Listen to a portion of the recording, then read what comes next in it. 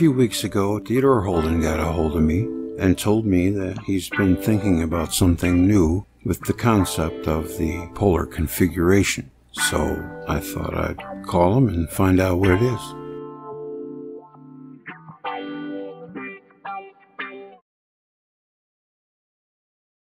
Are you recording both audio and video? Yes, yes. Good, good. It shows Saturn. You cut out, Ted. What did you say? What we're looking at is an image of what?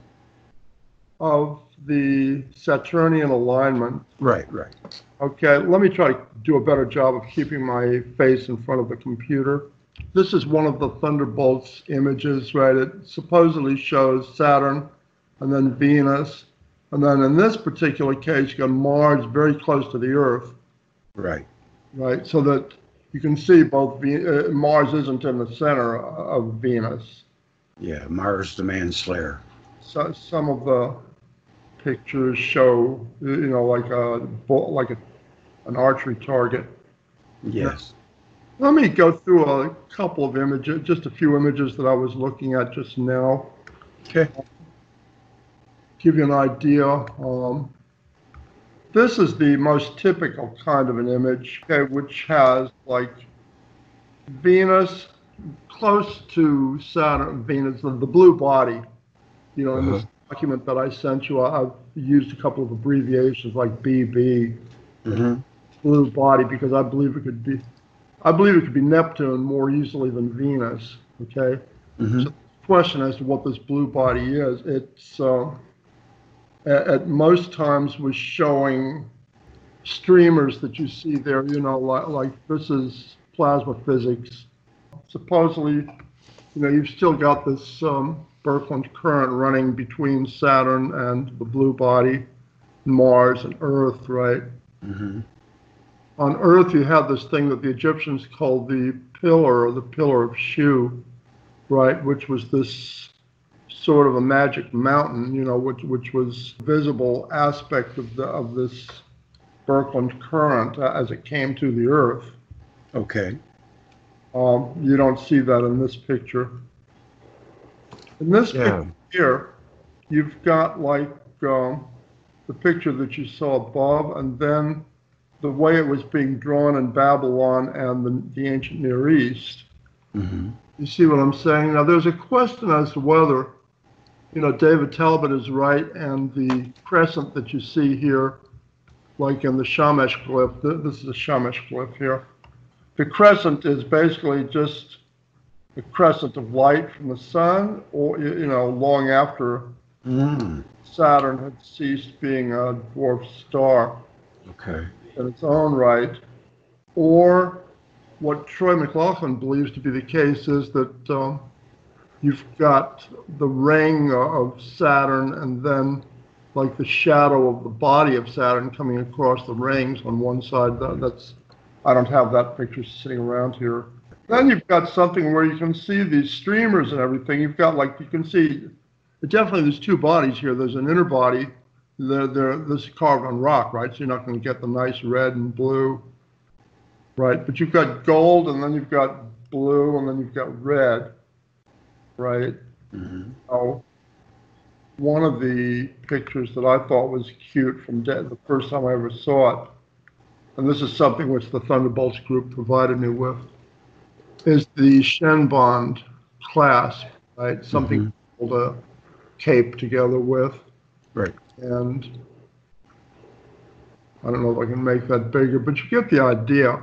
You've got just around the rim of the blue body, you've got Mars, and then you've got this blue body, which is either Neptune or Venus. Then around the rim here, you've got Saturn, right, which is a kind of a red gold here, the way the jeweler put it together. But you notice that, you know, like in real artwork here, from the pyramids, the bluish body doesn't look a whole lot smaller than the golden body. With size, there's a little bit of a size problem if you want to believe that this blue body is Venus. Yeah, you're right about that. Body to the outside is Saturn. In other words, it looks like what you might expect to see of this blue body is something a bit bigger than Venus. Like Neptune. Yeah. Hmm. Let me put this down here and go to a document which is equivalent to the thing that I sent you. Yeah. Okay. And let's just go over some of this stuff. Okay. Okay? You might have heard some of this before, but it's not guaranteed that all your listeners would have. Okay, there seem to be a half dozen or so versions of the Saturn theory floating around. The only thing that I'm fairly certain of is that one of those versions will be generally accepted within 10, 20 years. Hmm. It's getting to be that way now. I mean, you went to talk about a Saturn theory 30 years ago, and I mean, the whole world gave you funny looks, right? Yeah. Yeah, that's right. As to which version of the Saturn theory you would tend to prefer, I'm going to argue for the version that Troy McLaughlin and I have described for a couple of reasons, right? This book of ours, which is called Cosmos in Collision. I particularly don't like the idea of a Saturnian system wandering into the grasp of a Sun-Jupiter system from the depths of deep space, right? Interstellar or intergalactic space, because there simply isn't time for that, right? The trip would take longer than the actual age of the Earth and probably longer than the actual age of our whole system. Okay? The reason for believing that our Earth is somewhere between a few 100,000 and a few million years old, I've got this document. It's called the Earth's Age, earth-age.pdf. I've got that available on bearforbrief.org. And that's also available in the file section of the two Facebook groups that correspond to the Ganymede hypothesis. The one is called Ganymede hypothesis, the other is called Neanderthal realities. Hmm. Okay. Have you seen this new image of this reconstruction of Jill Hollids, the new image of Neanderthals? Only the oil painting picture you sent me. Yeah, But, that's what I have in mind. That's really. well, show it if you have it. I have it, but I haven't used it. Give me a moment. It's okay. Take your time. Let me go to Facebook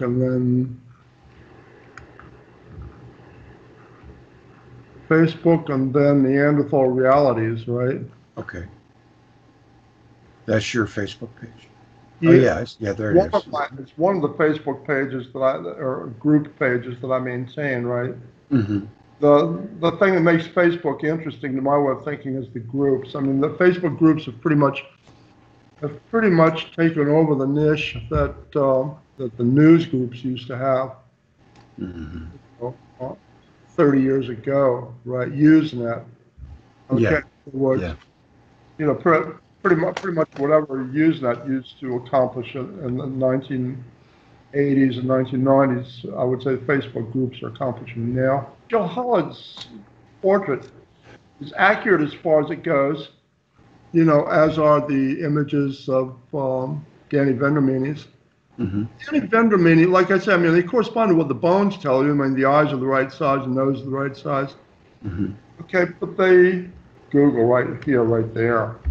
But it's not that Vendramini Neanderthal, VENDR. Well, I think he's closer than the mainstream. Yeah, his images are accurate, but they're all drawn with white faces. You know what I mean? They Yeah. look, To make him look vicious. Yeah. yeah, they look like fuzzy CNN reporters. Yeah, and it's a little over the top, maybe. Yeah, let me try to But you get. never know. I mean, Yeah. the picture of the one running with the spear is the one I like the Like I best. said, these images are accurate as far as it goes, right? I mean, but I like Jill Hollids' rendition better. I mean, this is more business-like look on his face, right? I mean, it doesn't look like he's out to try to, perpetrate any kind of a massacre or anything.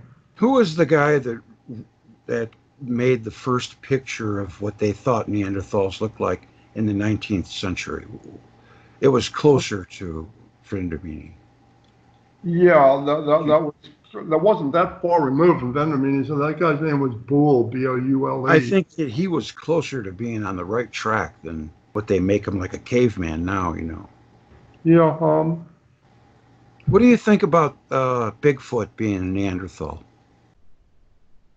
If Bigfoot exists, There then it is, right there. Yeah.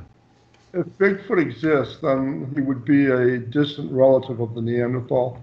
Not a Neanderthal. I mean, the Bigfoot is described as being a very large creature, right? The Neanderthal wasn't. Neanderthal was sort of like the Eskimo of the hominid world. Yeah, that's true. But there are different types. There are like 4 different types, right? Of Neanderthals, no, there was only one basic hominid. There was only one. Okay. There's 4 different types of Bigfoot. Hominids. You've got other kinds of related hominids, right? This was Marceline Boule's Yeah. reconstruction of the Neanderthal, and that's closer to.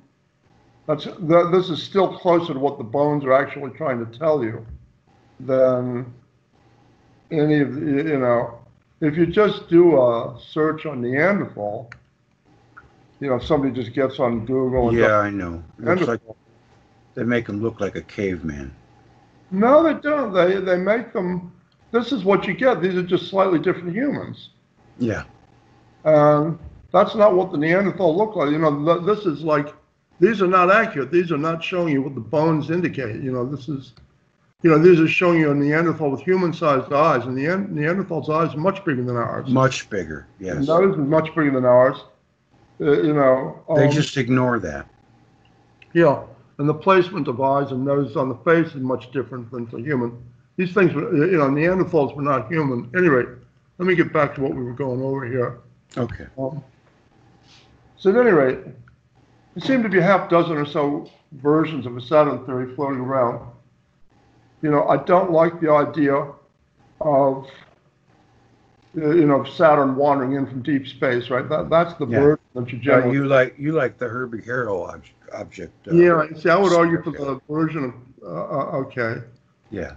For something like Saturn to come in from deep space and get captured by the Sun-Jupiter system, it would have to approach the Sun-Jupiter system at less than the escape velocity of that system, which means it would take a long, long time, longer than the Earth has been around, longer than the whole solar system has been around, most likely.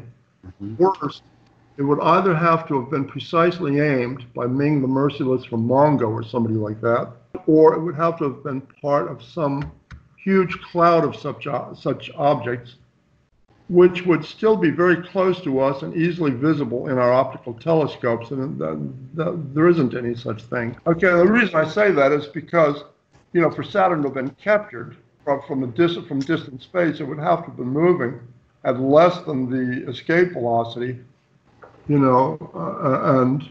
the amount of time that's gone by since that supposedly happened, right? I mean, it wouldn't have gotten very far. Troy's and my version of a Saturn myth posits our entire system, including everything that we see in the system now, originating in a single Herbig Haro string in a relatively confined space that eliminates the conundrums. Okay? Yeah. I mean, I can't be certain that everybody amongst your listeners would know what a Herbig Haro string is, right? They pretty much should. I mean, the majority, You would think. But we'll show some. They've got some really good ones out there. Oh yeah, give me a moment. Let me get back into the web browser here. Yep. If I say Herbig Haro, go to an image search, right? Mm-hmm. Videos. Okay. There's quite a few of them out there. This is probably as good as you could hope for. You can see like bodies, right? You can see cosmic objects, stars, protostars, okay, dwarf stars, main sequence stars. This would be a main sequence star, something like that, right? Mm-hmm. These things are, what's happening is that space itself is not a vacuum, it's a plasma. Right. Okay, and you get charge separations across immense distances in the plasma of space, and because of these charge separations, you get what they call Birkeland currents, which are twisted pairs of electrical currents which arc from one part of such a region to another, from one area of charge to the different area of charge, right? And these twisted pairs of currents look like RNA DNA spirals. Okay, they're named after two astronomers named Herbig and Haro, H-A-R-O. Mm-hmm. And what you see is that where at the points where those twisted pairs of currents cross, you get electrical short circuiting, right? You get, and from the short circuiting, you get electromagnetic pinches, right? What you call Z pinch. Yeah. Z pinches, and those electromagnetic pinches do have the power to agglomerate plasma from the surrounding area into much more dense objects, stars, protostars, okay? Now, the standard theories that you read about solar systems forming up from swirling dust, right, and just gravity, that's garbage. What do you think births Herbig Haro objects? It gives birth to them. They have to have an origin somehow, right? You think it's a cosmic lightning bolt? The origin is just going to be Birkeland currents arising, from like a spark between like two lines of force? Different. No, an electrical current. Right. Like were they always there, or did they just appear? No, I don't. In the plasma. I don't picture them always being there. I would say they appear and disappear. They have a certain lifespan. Kind of like lightning, like cosmic lightning bolts. Yeah, exactly. Same kind of thing. The bolt of light. You've got a lightning bolt is basically just charge differential and something trying to cross the gap and equalize the charge differential. Right. That's all it is. Don Scott calls the sun the center of a plasma cell on his website. He calls the sun the center of a plasma cell. Don Scott is the guru of electro. I'm reading from his website right now. Yeah, plasma physics and electrical engineering. He was like a college professor, taught electrical engineering for decades, right? So he's as good as there is. The way that a solar system forms up is not like from a swirling mass of dust. Right. It's basically from an electromagnetic, like a Herbig Haro string forming up in the Birkeland current from these pinch points, right? And it looks like a string of Christmas tree lights, which has been pulled taut, or like a shish kebab with the shishes lit up. So that's what it looks like, and that's what our solar system looked like X number of years ago. I don't know, a few 100,000, maybe a million years ago. But you're not talking about hundreds of millions of billions of years. Okay? I can buy that. The problem with the idea of the Earth being 4 billion years old is that the people that tell you that are the same people that would tell you that dinosaurs died out 65 million years ago. Right. We know that's garbage. Yeah, I don't agree with that. I mean, we've got good pictures of known dinosaur types on canyon walls in North America, right? We've got, accurate depictions of known dinosaur types. We've got descriptions of dinosaurs in Native American oral traditions, right? They got human and dinosaur footprints in the same. Okay, they've not only got that, but they've got, like, since 2006, you've had dinosaur soft tissue being found in increasing numbers, together with that one tyrannosaur leg bone, that woman's name at North Carolina State University. Yeah, blood cells. Yeah, hemoglobin, collagen, all kind, stuff that just wouldn't be there after even 1 million years, right? Yeah, it's amazing. Yeah, so let me get back to my little thing here.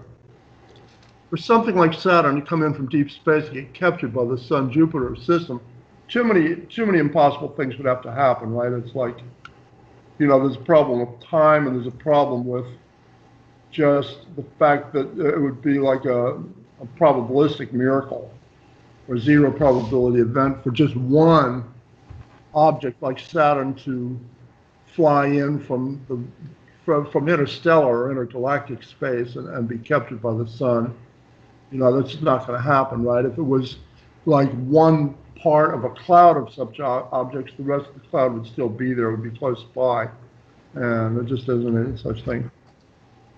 Troy's and my version of this thing posits our entire system, including everything we see in the system now, originating in a single Herbig Haro string in a relatively confined space The thinking is that at some point the southern part of the string folded and broke off at something like a 26-degree angle, that it eventually flew into the plane of the Sun-Jupiter system at something like a 26-degree angle to the plane of the Sun-Jupiter system, and that as the individual bodies broke away and began to orbit the Sun as they do now, ordinary gyroscopic force caused them to retain that original roughly 26-degree angle of approach, right?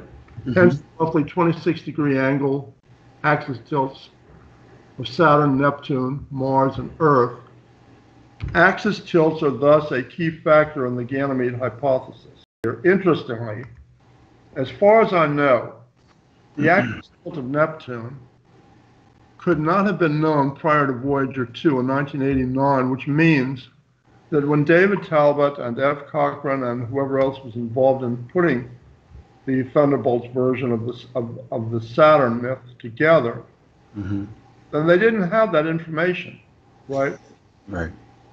That's true. So, you understand what I'm saying?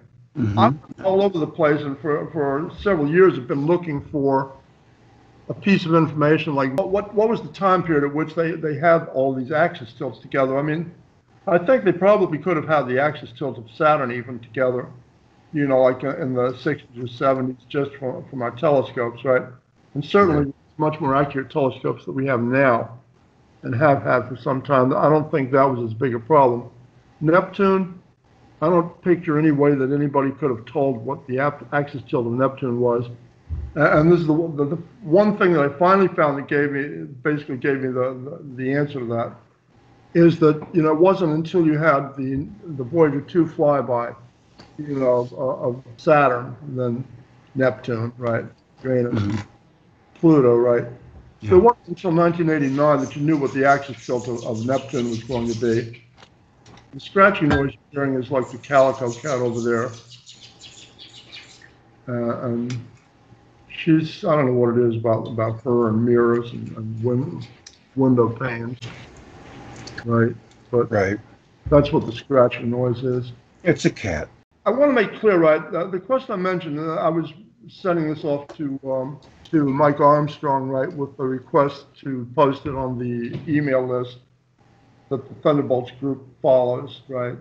Right. The question I mentioned is above my own pay grade to try to prove one way or other. I'm not interested in any kind of a food fight over it, right? It's like, you know, there are some people not going to be happy about it.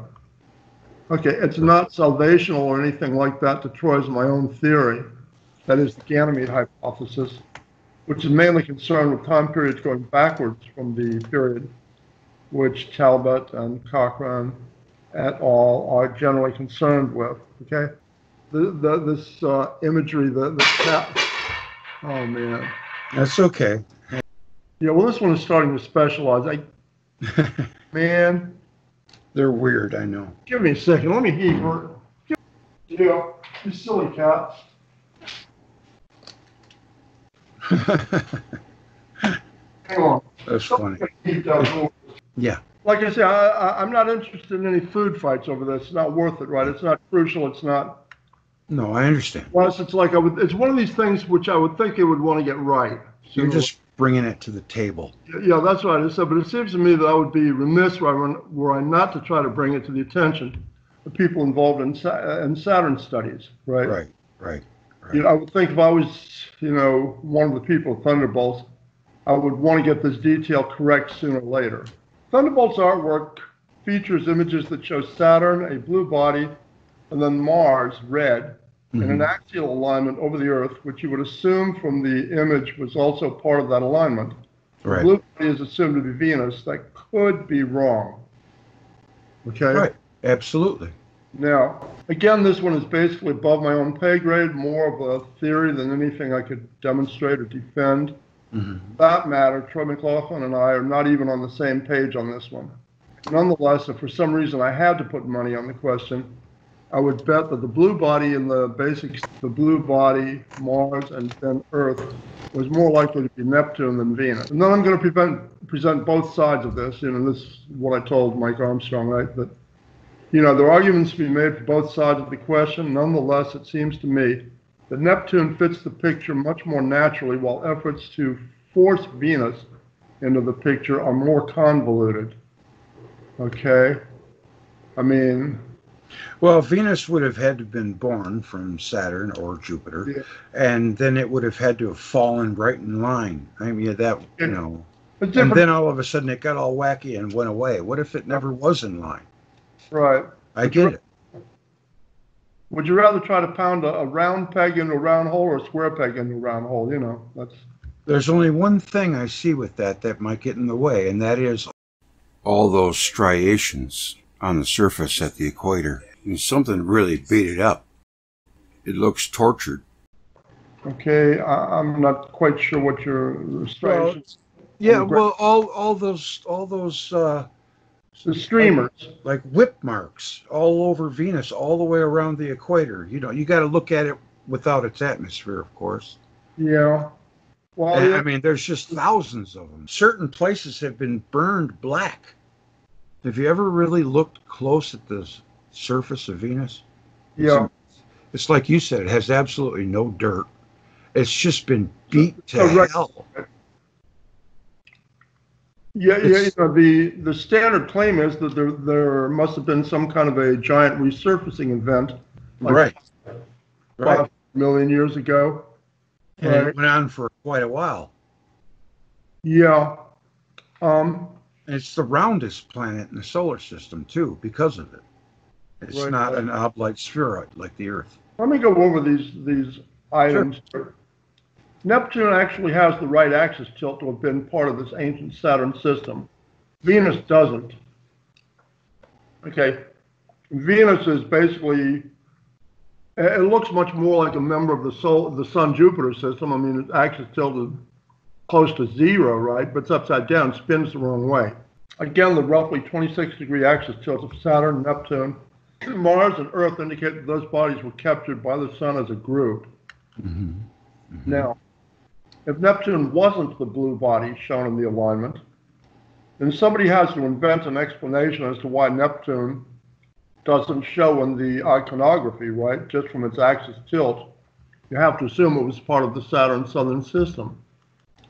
Thinking that Neptune would at all times have been hidden behind Saturn.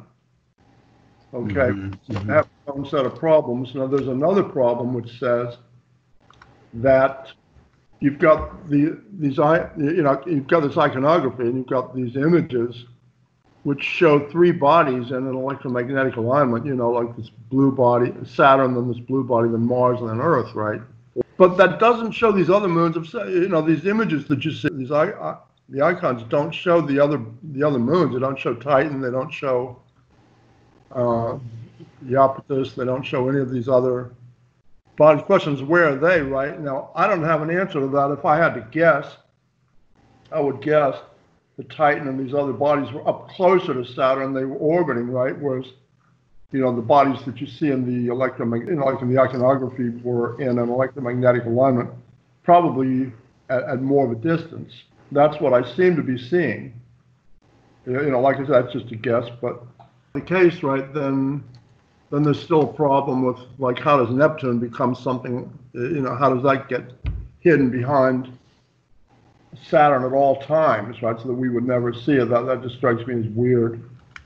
You know, Neptune doesn't really have much going for it in the way of being involved in a lot of mythologies. No, it doesn't. Well, I mean, that is, if you assume that Venus is the thing which the mythology is talking about, then yeah. It's easier for me, at least, to picture Neptune having ever appeared to be green or blue-green, okay? Right, because you're saying There's no way that Venus could turn green. There's no way, look, it's like blue maybe, that's sort of convoluted. Barely, you might get, you see it's like Venus's atmosphere is 96% CO2. If you work real hard, you know, and you pump a lot of electricity into CO2, you can get a kind of a pale blue color, but you can't get green, right? Mm-hmm, mm-hmm. Now, something in this ancient system was also green, right? And I believe that most likely also, under a certain set of circumstances, would have been Neptune, although there's a couple of other possibilities. You said something about there being a emerald light in mythology? Yeah, okay. It's like you've got, if you look at the hymns to Osiris, like on the pyramid walls, then you've got over and over again, you get, these hymns to Osiris, which talk about Osiris shedding pure emerald light over the world. Mm-hmm. Okay.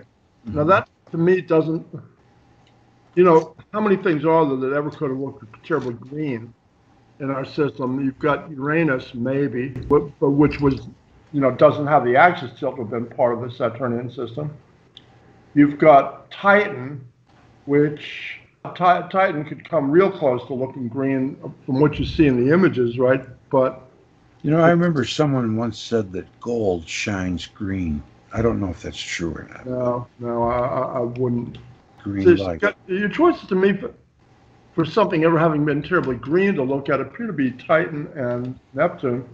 And I don't picture Titan ever, it's too little. I mean, it's like it's smaller than Mars, it's smaller than Ganymede, right? It's like, I don't picture it ever shedding pure emerald light over the universe, right? Over the, Right. Picture whatever's doing that has to be something that looks a little bit more like a star. I can picture that being Neptune.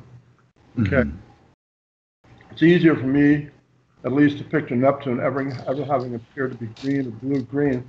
So if Neptune was the planet, Neptune's rings are indicative of an expulsion event. I wonder what happened to it. Neptune eventually ended up where it is now. It's right? But I wonder what took place. Did it get banished with Saturn? I wonder. I'm just thinking out loud. It was all kind. I mean, Jupiter is known as being the midnight sun, right? Yeah, you've got all kinds of chaos taking place. Right. You've got a period of about 12,000 years, which is sort of chaotic, right? I mean, after the Saturnian system was captured by the sun.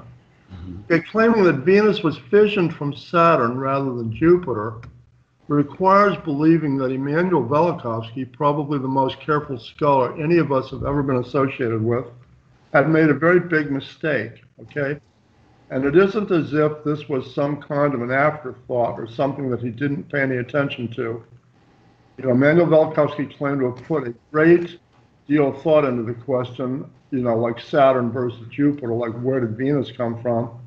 And that goes on for a sizable number of pages in Worlds in Collision.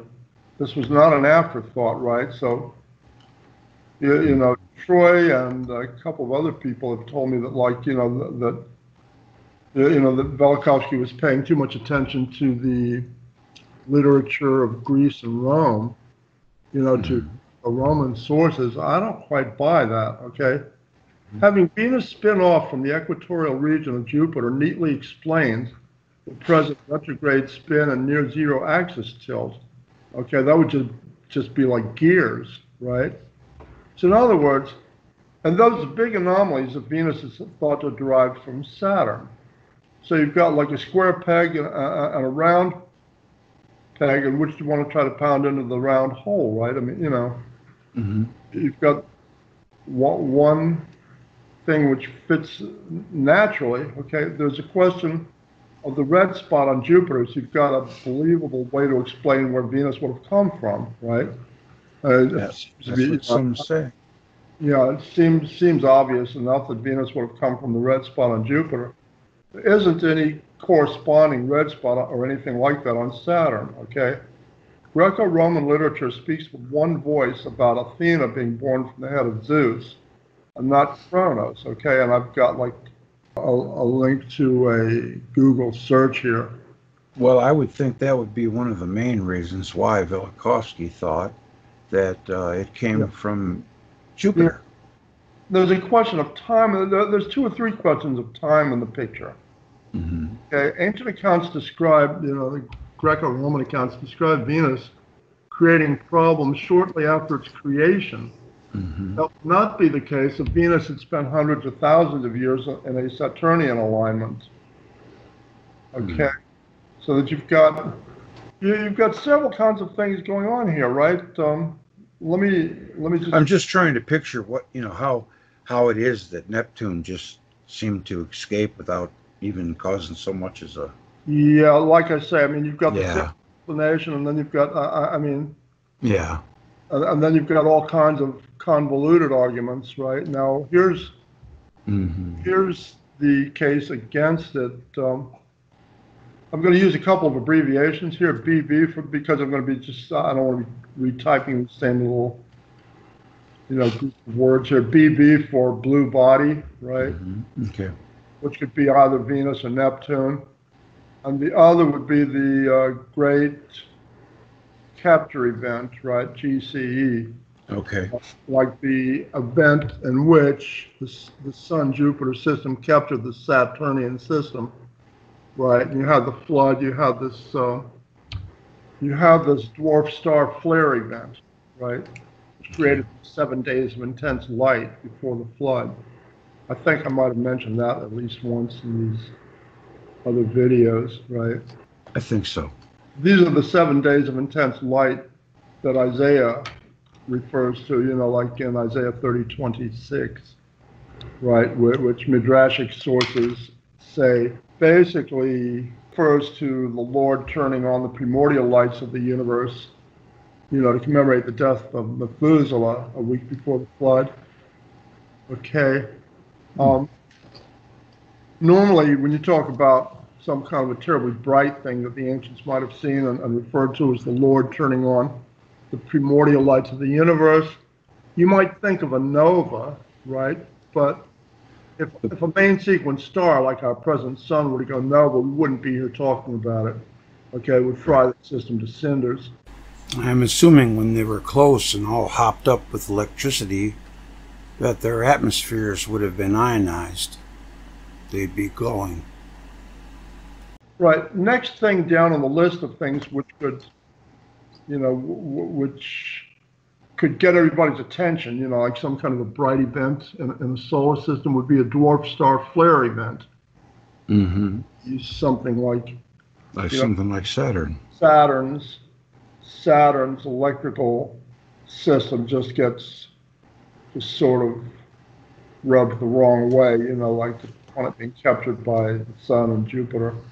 Right. An English mathematician named Thomas Morgan has posited a pre-capture northern system, which I kind of like, right? Which he has consisting of our present sun, Jupiter, Jupiter's moons, Mercury, our present moon, okay, which apparently we captured sometime after we had been captured by Jupiter, right?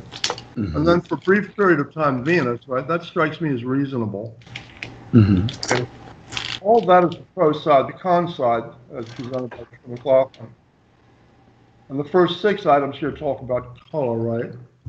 Well, Venus' surface is not blue. It's not the surface that we should be concerned with here. The blue associated with Venus was most certainly a property of its enveloping plasma sheath reacting with the ether glow or arc mode.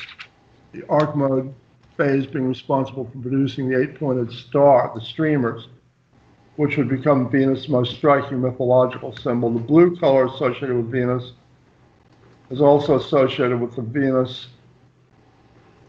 pointed star. Okay, now we'll get to this blue color Venus in a short while. Venus is, like I say, its atmosphere is 96% CO2. There's only so much, would be. Ted, we should do this in 2 parts. No. No? I can get. I'm just. Well, I know. I was just going to stop the recording and then start another one, so I can have a part 1 and 2. Oh, okay. Yeah, because then I can give something to the people who are on the website early, and then bring part 2 in a week later. No, that's great. No, I thought you meant like on another day. No. Right. I just mean like we'll call it right now, and then we'll start part 2. Okay. All right. So I'm going to stop. Hang up Skype or? Yeah. No. I just stopped the recording and restart it. That's all.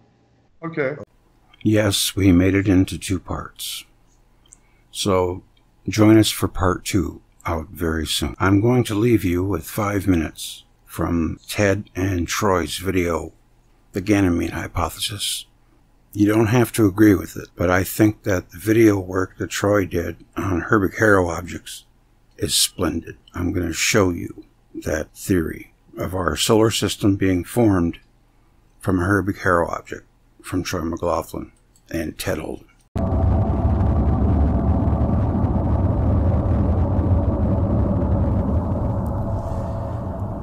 An important element to the Ganymede hypothesis is the idea that solar systems are formed from the polar jets of what we call Herbig-Haro objects, and not out of the circumstellar disks of dust and gases surrounding many stars, as accepted accretion theory insists. A Herbig-Haro object is a category of axially aligned celestial objects centered around young protostars that are seen to be emitting vastly long polar aligned jets of plasma along their axes of spin. Along the length of these jets can be seen what are believed to be beads or bubbles of plasma. While it is currently not known exactly what might be inside these so-called beads, their sizes and nature indicate to proponents of the electric universe model that these beads might be areas of intense electromagnetic activity, and therefore possible areas for planetary formation. Mainstream science claims a Herbig-Haro object's polar-aligned jets are simply pressure-induced hot gases being spurted out into space by their protostar in the same way a garden hose spurts out a stream of water.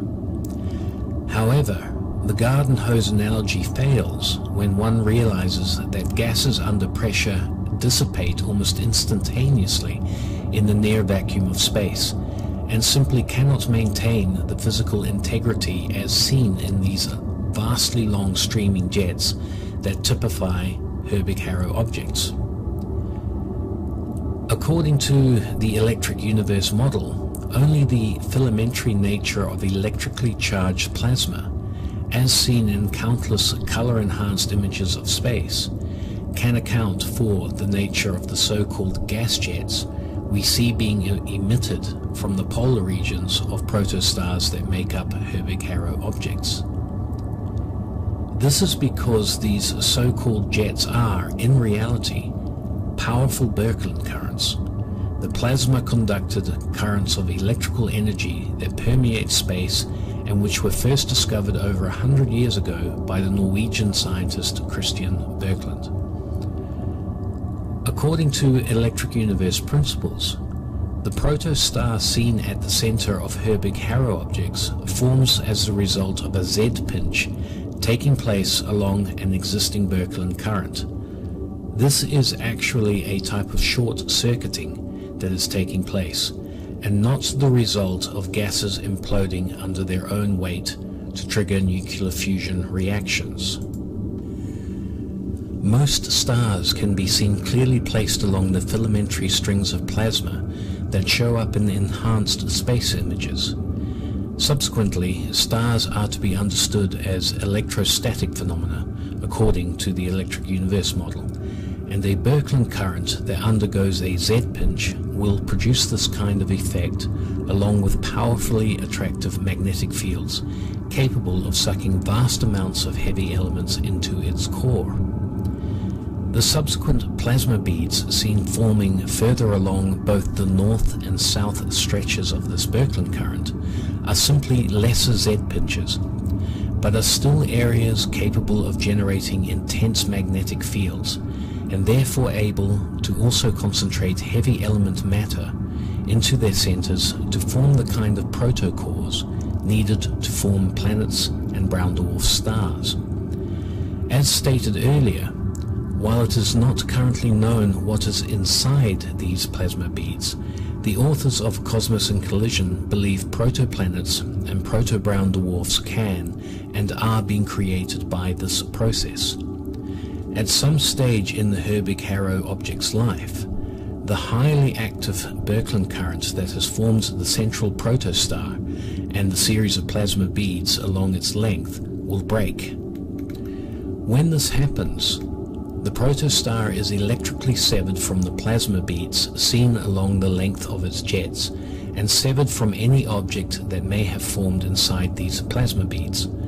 The jets will disappear, effectively leaving a series of independent celestial objects strung out from each other along their original axis of spin. That is, a series of axially aligned celestial objects that will range from the main protostar at the center of the Herbig-Haro object to possible brown dwarfs, gas giant planets, and even terrestrial planetary bodies. Because all these bodies originally shared the same axial spin and direction of motion while joined by an active Birkeland current, they will continue to proceed through space in roughly the same direction, though at different speeds and increasingly different axial tilts. The protostar at the center of the Herbig-Haro object will now most likely travel fastest along its original celestial northerly course, where it will eventually catch up to any planetary body or brown dwarf that may have formed in the plasma beads of its northern jet. Upon catching up to these bodies, the protostar will force these planets or brown dwarfs into an orbital relationship with itself, something that may slow its northerly progress in the process. Any southerly planets or brown dwarfs formed in the protostar's southern plasma jet will, though severed from their protostar, also continue a northerly journey in the nominal slipstream of the protostar and, at a later date, also be captured by the protostar as they catch up to it, thanks to the protostar having been slowed by its previous capture of the northern bodies. In this way, a protostar formed at the center of a Herbig-Haro object is destined to collect to itself any celestial bodies previously formed by Z-pinchers in its polar jets. The process of collecting these disparate bodies will be catastrophic and induce highly destructive changes in the electrical status of any planets or brown dwarf stars that form as a part of a Herbig-Haro object. Eventually, however, the process will see all the involved bodies electrically equalize and settle into a stable orbital configuration, eventually. In the case of the Ganymede hypothesis, our Sun is postulated to have started life as a protostar, or protosun, at the center of its own Herbig-Haro object. Strung out along the powerful Birkeland current that formed our protosun were a range of planets and brown dwarf stars. The planets Jupiter and Mercury, including Jupiter's moons, formed in the plasma beads of the protosun's northern jet, while the planets Saturn, Uranus, Neptune, Mars, and Earth formed in the plasma beads of the protosun's southern jet.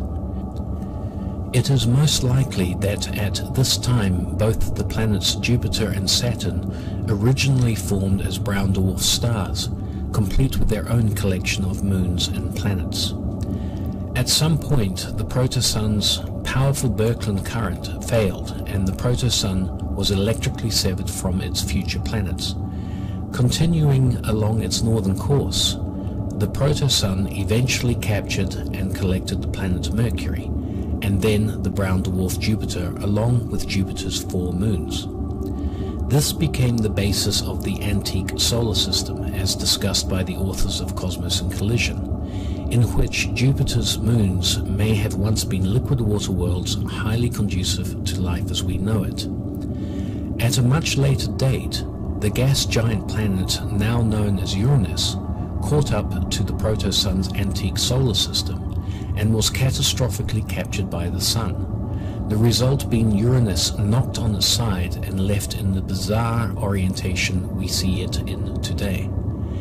At an even much later date, the brown dwarf Saturn, along with the planets Neptune to its north and Mars and Earth to its south, caught up to the Sun, and via a series of catastrophic encounters was also eventually captured.